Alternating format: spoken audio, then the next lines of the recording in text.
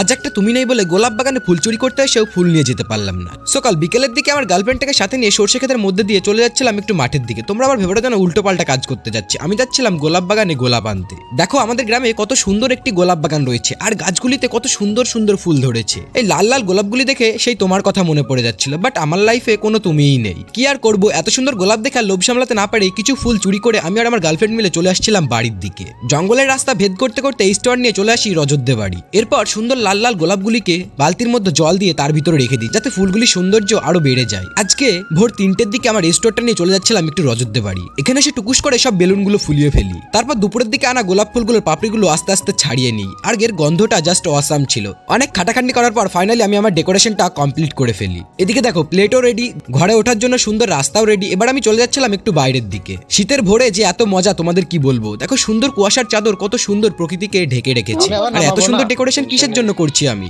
এটা দেখার জন্য আমাকে ফলো করো, কারণ সেটা নেক্সট পার্টে আসবে।